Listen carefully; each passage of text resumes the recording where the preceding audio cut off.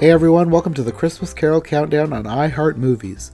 For those of you who've only heard my podcast, this will be a continuation of the series I've done on my YouTube channel every year since I started.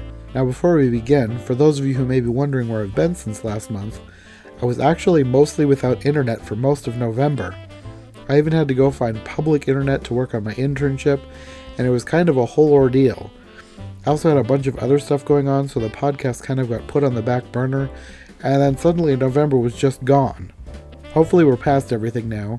I'm home for the holidays until January, so we should be good to go for December. So, as most of you probably know, for Christmas every year on my YouTube channel, instead of just watching some Christmas movies, I've actually been looking at various versions of Charles Dickens' A Christmas Carol. I originally called it the Christmas Carol Countdown because I was counting down to Christmas, but at this point, the Christmas Carol Countdown is basically just a catchy title and not an actual countdown. Since most episodes are now 30 to 40 minutes for the podcast, I won't have time to do 3 episodes a week until Christmas like I used to. I do want to do as many as I can though, so let's get started. So I'll be sticking mainly with regular guest co-hosted podcast episodes like I usually do, but to start this year off, I thought I'd do a quick review on my own, because last week I found a recent TV special from the BBC that I really wanted to watch, so I thought I'd do a review by myself just to give me an excuse to find it and watch it. This 2017 Christmas special is called A Christmas Carol Goes Wrong, and when I read about it, I knew I had to find this one. I mean, it's the BBC, it said Sir Derek Jacobi and Dame Diana Rigg were in it. I love British comedy, this had to be good.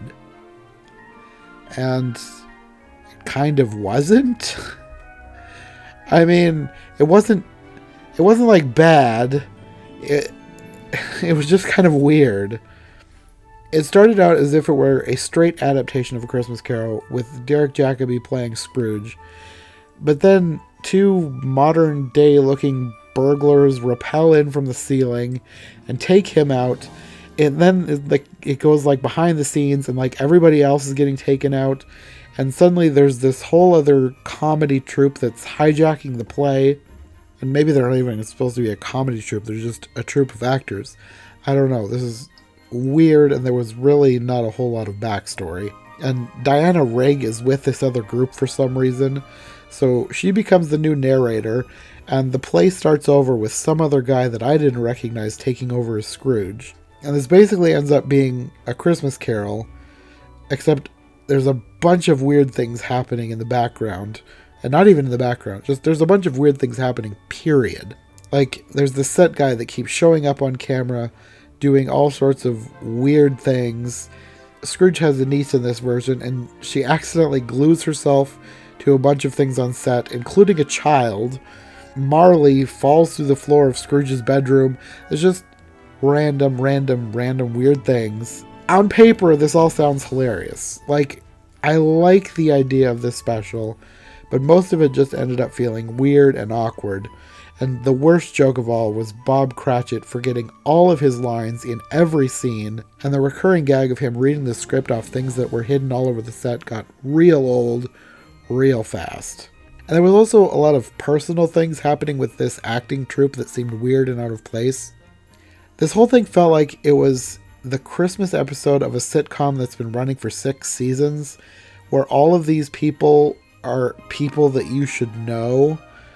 Like, they're people you should know and love, and they're putting on this Christmas play, except as far as I know, this is just a one-off special, so I have no idea who any of these people were, and I didn't care one bit about their weird personal problems.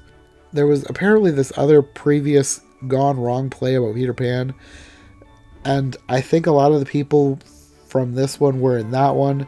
But even if this was a sequel to that, I can't imagine that there was enough character development in that to make me care about these characters to the level that this special acted like I should care about them.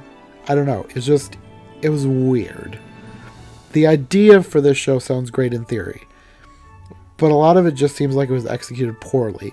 No one here was a particularly bad actor. Like, everybody seemed like they were actually good actors. But most of the jokes and slapstick comedy just really felt forced and unfunny. And even though I'd never seen this before, it felt like something I'd seen a million times before. and I was bored. With like 2 minutes in, I was just bored. I think if this were performed like a live play, this idea has a lot of potential. It's a really solid idea, but the cramped TV sets, a lot of the pacing and editing, and the really obnoxious laugh track really brought everything down. And the whole thing wasn't completely terrible. Like I said, there was good acting for the most part. There were some good jokes and visual gags.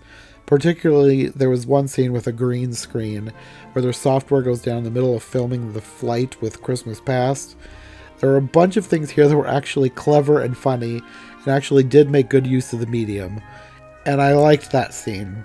This is probably one of my favorite scenes. It wasn't my favorite scene, though. There was also one joke, and I saw this one coming a mile away, but for some reason I found this hilarious. Just the acting on this was like, this I don't know if this is the best acting or what, but it was very obvious that the costume for the Ghost of Christmas Yet to Come was way too tall, and whoever was inside couldn't keep it upright, and they kept crashing into things and falling over.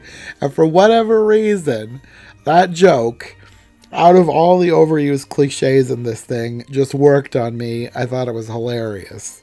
But for the most part, this thing as a whole was rather bland and weird and kind of dumb. Like I said, I really like this idea and concept. It has a ton of potential. I was really excited about it before I watched it, but there was just something in the execution that felt kind of off.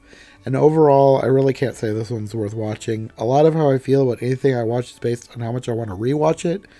And with this one, I really have no desire to revisit it, like, ever. I'll probably never watch this again. Anyway, I guess that's all for this one. I wish my first review of the season was better, but it is what it is. Next time should be a little better when we get started with the more official episodes of the podcast. I've got a lot of guests coming. Everyone has a different obscure version to talk about, and for at least one episode, we're going to be talking about 3 in 1. Coming up for this year's Christmas Carol Countdown, I've got episodes planned with Mark Brown, Eli Sanza, Rachel Wagner, and my cousin Sarah. And if everything works out, maybe an extra or two here and there, but we'll see what happens. I'm not making any promises. I know how these things go. Anyway, thanks for joining me for this year's Christmas Carol Countdown. I will see you next time.